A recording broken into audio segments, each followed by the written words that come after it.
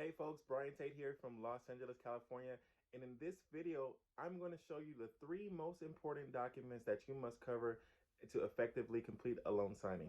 Stay tuned. If you want to complete a successful loan signing, there are three crucial documents that you must cover in detail and make sure that you accurately explain them. Those three documents are the settlement statement, the note, and the closing disclosure. Now, the settlement statement that pretty much covers the cost of the house. The note is the person's contract with the lender, and the closing disclosure outlines specifically the person's monthly payments. Whenever I complete a loan signing and I want to expedite the process, I bring those documents out first. If there are any corrections or if there's anything wrong with those documents and they're buried super deep in the stack, you generally want to know about them right away. That's the first reason. So if there's a date issue, if there's a misspelled name, or any type of correction to be made, you want to find that out in the beginning of your signing. That way, you can reach out to the loan officer. That way, you can reach out to escrow or any person that you need to contact. Maybe it's the signing service, just to let them know. It makes no sense to spend 30, 45 minutes or even an hour going through all the documents if there's a correction that needs to be made or the signer is going to ultimately not sign because they're confused about something. So bring those documents out right away. That way, if there's any issue that needs to be corrected, you guys can save yourself a lot of time. Now, there's going to be some signing agents, specifically on YouTube, that say, oh, you need to prep your documents first beforehand. That way you can see if there's mistakes to be made. Now, when you're a beginning loan signing agent, you're going to probably have the time to do that. But as you get more experience and you become more in demand, you're probably not going to have that much time to accurately go through all of the documents. So sometimes when you're sitting at the table, it's going to be the very first time you're going to be seeing those documents. So like I said, if you bring those documents out immediately, you can see if there's any correction that needs to be made or clarify anything for the customer. That way you save yourself time, you also save the signer time. And the third thing, once you cover those three documents, that pretty much puts the customer at ease. That one, that you know what you're talking about. Two, that they understand how much they're going to be paying and if what their monthly payment is actually going to be. And like I said, it saves a lot of headaches, a lot of time, and it's generally for most people, once I go over those three documents, there's pretty much no further questions that the person has. Pro tip that I learned just from after conducting a lot of signings. So typically when you come to an appointment, you have a set of docs that the customer is going to sign. You also have a set of documents that the customer is going to keep as a copy. So when I pull those three documents out, I do not pull those three documents out of my stack. Sorry, there's an airplane. I do not pull those documents out of my stack. I keep my stack in order, even though order doesn't necessarily matter. It just saves yourself time from, some escrow officers want things a certain way. Some signing services want you to send a package back a certain way. So I do not disturb my stack. I pull those documents out of the customer stack. The settlement statement is usually on top of the escrow document, so I can easily find that right away.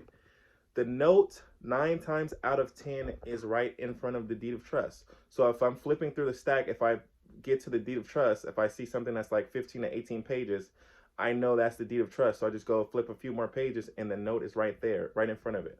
And typically, sometimes the closing disclosure can be anywhere, but typically the closing disclosure is normally 5 to 6 pages, depending on the lender. So once I start to see that, then I'll just pull out the first page of the closing disclosure. So here's pretty much how I go over those two documents really quickly. So once I have the settlement statement, the note, and the CD in that order, I pretty much say, hey, so I'm going to go over these three documents. These are three most important documents. Once I cover these three things, everything else should be a pretty quick sign because you either already e-signed it or it's just a generic disclosure, like something like you weren't discriminated on anything other than credit. So this is the settlement statement. This is going to cover the cost of the house. Next, this is the note. This is your contract with the lender. And finally, the closing disclosure is going to go over your monthly payments.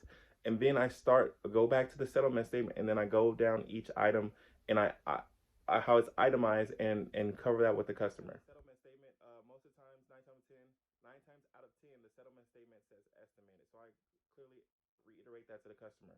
say, hey, customer, this is the settlement statement. If you notice here at the top, it says estimated, and I'm gonna cover why it says estimated in a moment. If you can see here, the total consideration, this is the actual cost of the house. If the customer has brought money to the table, you can see how much money that they deposited, and I just outline that to them, say, hey, you've already made this deposit here, so that's here. This is your loan amount. I point to where their loan amount is stated. Obviously, to secure this amount of a loan, or to secure this loan, the lender is charging you charges. Those charges are outlined here. Then I show them the bolded number of how much they're going to pay in charges. I just point to it and say, these are your charges. This is basically, if you add up all these fees from the lender, this is how they came up with this number. If they have any questions, I walk them through the itemized sections. So then normally is usually like if there's county taxes, property taxes, or anything like that, then I show them that. Sometimes the sellers cover those. There's a prorated portion of the taxes that are already been paid by the seller. If that's the case, it'll be on the credit side, and I show them that. If not, then I show them obviously the payment that they're going to be making through escrow for that. Then next is usually the insurance. I show them the insurance. This is your insurance has already been paid for a full year. And then also if they have an escrow account, obviously there's typically reserves on there as well, and I outline that to them as well. Then once we get to the title and escrow portion, I just reiterate again. So this is the portion on why the settlement statement is called an estimate. The title and escrow fees, they tend to work with the cushion. So if you don't utilize one of these services, obviously you'll get a credit back. And then finally, I'll go down to the last line. If the customer is getting a refund, I just show them, hey, this is their expected refund. Or if they owe money, if they haven't made the final deposit and send the final wire into escrow, I said, okay, so these are the funds required. And keep in mind, I do have wiring instructions for you. That's another pro tip. If you're going on signings and the customer owes money, needs to send in money, you as a notary, it's your responsibility to make sure that you include the wire instructions. If the wire instructions are not in your package, make sure you reach out to the person that gave you the signing, whether it's a signing service or the escrow company or title, to make sure that you get that, because the deal can't fund if the person doesn't send the money in. So wire instructions are super, super important. The second thing is when I have them sign. Second thing is when I get to the note, I go over to the note and I say, hey, this is your note. There are normally 7 things that I point out each signing, and then I cover those things. First, I show them their loan amount, then I show them the lender, then usually next is the interest rate, that's 3. Then I show them the terms. There's usually 30 years, most common loans for 30 years. I show them when their first payment is and the last payment, and obviously I say, hey, this is, if you add up this time, obviously this is 30 years. Then I show them their payment. 9 times out of 10 on the note is only going to be the principal and interest. If they have an escrow account set up, obviously it's not including the property tax and homeowners insurance. Normally in section 4 of the notes in paragraph 2, it outlines that there's no prepayment penalty. I read that first sentence to them just so that they can be reassured that there's no prepayment penalty, and I just let them know obviously they can pay more to attack the principal if they like. Normally at the bottom of the first page of a note, if it's a fixed rate, it will say multi-state fixed rate. So I just point that out to them. And then in section 6, that's where normally there's a grace period outline. Then I'll just show them there and say, hey, in section 6, you have a 15-day grace period. Anything after that is considered late. And because it's late, there's a 5% charge or 4% charge, depending on what lender it is. So next, then I just, again, reiterate to them that there's nothing else specific about their loan in the rest of the note. Then I have them sign. Next, closing disclosure. I say, hey, this is the closing disclosure. Once again, this outlines your monthly payments. As you can see here at the top, the loan terms, and then I say whatever it is. If it's 10 years, 15 years, 30 years, loan terms are here. The product is for purchase, it's for refinance, depending on what the purchase is. The type of loan, whether it's conventional or FHA. And then again, I just go down to this is your loan amount, this is your interest rate, this is principal and interest only. There's no prepayment penalty, there's no balloon payment because it's fixed. If it's fixed, obviously the next section, again, their principal and interest only payment. The next section normally is it says mortgage insurance. So if they have PMI or not, then I just tell them what that is. And then the last section, obviously the estimated escrow, normally for their property tax and homeowners insurance, if they have an escrow account set up. I say, hey, once you add up all these numbers together, this number right here is listed. Um, this is going to be your monthly payment. That number should look familiar. Then they normally say yes or no. And if they say yes, I say great. Everything else in the rest of these documents is literally going to reiterate these three documents, or it's just going to be a generic disclosure. So you've probably e-signed it already. I'm in California, so the California requires wet signatures. So like I said, it should take about 25 to 30 minutes, and I kind of frame them with that expectation that it's only going to take to 25 to 30 minutes, because, like I said, if it's just something like, you haven't been discriminated on credit or something simple like that, obviously it doesn't take much time to explain. All you need to say is that sentence. There's going to be a video got cut off. Someone was calling me. Obviously, I'm a notary signing agent that is actively working, so sometimes calls come in the middle of the videos.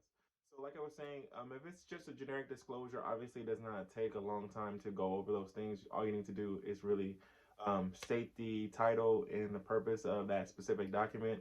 And once you cover those things, like I said, if you've done your job in the beginning, really execute it on, the main thing, those three main documents, most customers or borrowers, they're going to feel comfortable signing the rest of the stuff with you with no problem. Um, there are occasions where we get what we call readers, and they want to read every single word. Um, that happened probably like once or twice to me early on. I think that was because I wasn't 100% confident in like just my delivery of everything. But once you do, have your spiel down and you get super confident on your delivery of everything, um, it's gonna be very rare where somebody wants to like sit there and read every little word. So those are just some of my experiences. Hopefully this video has helped you gain some insights on how people are actually conducting these loan signings and how they're doing it in under an hour, for the most part in some cases. But yeah, like the one course that was that really sparked my journey in this is Mark's course. Obviously, there's a lot of people who have taken it. I'm going to include a link to it underneath. Notary signing agents, those type of videos on YouTube right now becoming really popular. So I just want to give my 2 cents on how I approach signings, because there are a lot of notary signing videos on YouTube, but also there are a lot of newbie people that are posting that content. So I just wanted you guys to get a perspective of someone that's been in the game a little bit more and has conducted a lot of signings, on just how I approach things. Everybody's gonna have their own way of doing things, even if you take a course or if you watch videos on YouTube. Like I said, everybody's gonna have their own way of doing stuff. Once you get into the habit of doing the signings, obviously you're gonna come up with things that are specific to you and how you want to do them. These are just my insights on what has helped me grow my business, and also how I how they help me expedite the signing. So if you guys want to see a video where I specifically break down like the closing disclosure, or specifically break down a note, or specifically break down any one of the documents, leave that in the description below, comment below, and I will record that. That'll be the next video. Other than that, Brian Tate here from Los Angeles, California, notary signing agent, signing off.